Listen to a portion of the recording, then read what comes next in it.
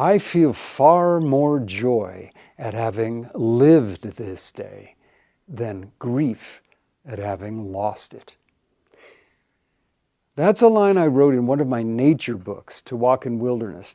It was at the very end of a glorious day in the mountains.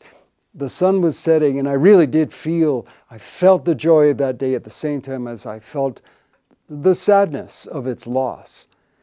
And of course, I was writing about a wondrous day in the mountain country that I love.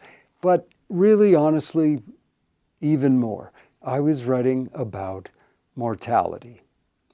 And that's what this poem that I'm about to share is about.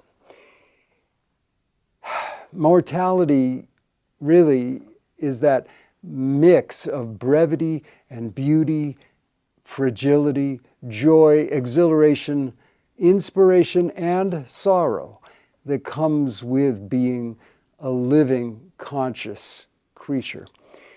It's sad, it's wondrous, it's joyous and beautiful all at once. Once while I was cross-country skiing, I came across a very surprising discovery in the snow, a sign of one life ending and new life beginning at the same instant. It caused me to think a bit about mortality and also to write this poem. It's called Death Soft on the Snow. High on a wintry hill, snow blows, swirling like a dancer's dress made of crystals, sewn with threads of frost. My skis leave glistening trails, my breath sparkles like snow. I am all alone on this frozen slope. Then I see, just ahead, tiny footprints. Something small and furry with a beating heart and quivering whiskers scampered right here not long ago. The creature left nothing but these faint marks, traces that would soon vanish in the blowing snow. But no!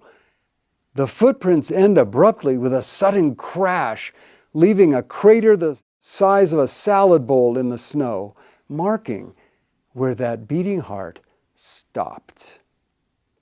Skiing closer, I gaze intently, hoping to find a clue to what happened there, frozen in time and crystals. With a gasp, I notice, just outside the crater, the lightest brush of parallel lines in the snow. Feathers. I'm sure of it. The outermost edge of some great wing, an eagle perhaps, or an owl, who plunged down without warning and plucked a winter's meal. Right here.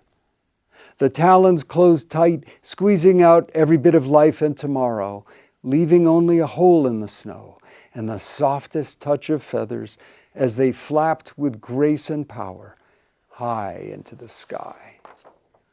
Almost I could hear underneath the wind that creature's cry of grief, leaving its mate and burrow behind. And also that bird's simultaneous cry of joy, knowing that at last there would be food and life and another tomorrow. Buddha once said, in words that ring forever, "Make of your life a light." I love those words, and they are a worthy goal. Yet even the brightest mortal light will ultimately fade and finally die. With no shine or shadow that long remains, its life is fleeting as the touch of feathers on wind-blown snow. For really, all that matters, all that we can know, is that a light once did shine, sturdy and bright at times. For a brief and beautiful moment, it gave a unique and lustrous glow to the world.